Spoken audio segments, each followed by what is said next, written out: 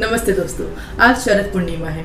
ये ऐसा एकमात्र दिन है जब चंद्रमा पृथ्वी के सबसे निकट होता है और 16 कला संपूर्ण होता है। इस रात चंद्र किरणों में अमृत का निवास होता है और उसकी रश्मियों से आरोग्य की प्राप्ति होती है।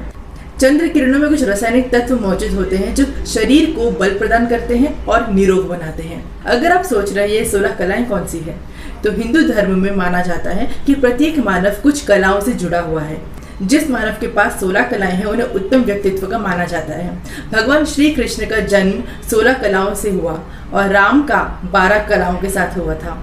हम जैसे लोगों में 5-6 कलाएं होती हैं और जानवरों में 3-4 कलाएं होती हैं। So let's see what are these 16 कलास। तो पहली 5 तो है पंचभूतास, that is the space, air, water, earth and fire. The other 5 are पंच प्राणास. The पंच प्राणास are also called as 5 vital breaths. So we have the pran, apan, saman, udan and vyan. The apan vayu is the downward flow of air from navel and below, which is responsible for all the reproductive and the excretionary functions like intestine, kidneys and genitals. The saman vayu is the sideways flow of vayu from navel to the diaphragm, which regulates the circulatory, heart, liver and stomach and pancreas. The pran vayu is the upward flowing from chest to the thorax. Now this governs our lungs and chest region.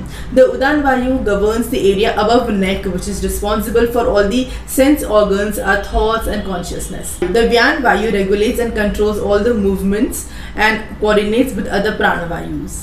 The other 5 are the 5 janendriyas, that is our 5 senses, the eyes, ears, nose, mouth and skin.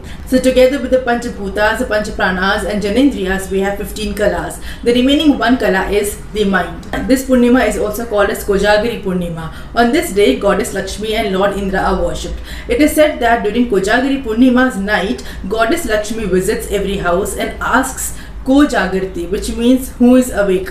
Those awake are blessed with prosperity. According to a study, the Ravana used to receive the moon rays on his navel through a mirror on the night of Sharad Purnima.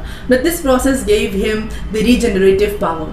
On this day, kheer is also prepared. ये मान्यता है कि इस खीर को खाने से आरोग्य की प्राप्ति होती है। इसके साथ ही चर्म रोग, अस्थमा, दिल की बीमारियां, फेफड़ों की दिक्कतें, आंखों की तकलीफें, ये सब में आराम मिलता है। लेकिन खीर ही क्यों बनाई जाती है? अगर हम साइंटिफिकली सोचें तो दूध में लैक्टिक एसिड होता है और जब चावल भी मिल जाता है तो उसमें स्टार्च उत्पन्न होता है, जिसकी वजह से चंद्रमा की पॉजिटिव ऊर्जा को और भी पूर्ण रूप से खींच लेता है, जिससे वो और भी एनर्जाइज्ड हो जाता है। और जब उस खीर का आस्वादन किया जाता है तो मनुष्य को आत्मिक रूप और शारीरिक रूप से अनंत उपलब्धियां की प्राप्ति होती है। तो अगर आप खीर बनाएं तो उसे थोड़ी देर चांद की रोशनी में रखें, और अगर खीर ना बने तो थोड़ा समय निकालकर अपनी बालकनी या छत में चांद की रोशनी में बैठकर ओम नमो श्री चंद्राय नमः का जाप कर सकते हैं, जिससे आपको स्वास्थ्य में लाभ होगा। अंत में आपकी जानकारी के लिए बता दूं कि पूर्णिमा की तिथि 30 अक्टूबर यानी कि आज शाम की 5:45 बजे से आरंभ होगी और कल रात 8:20 पर समाप्त होगी।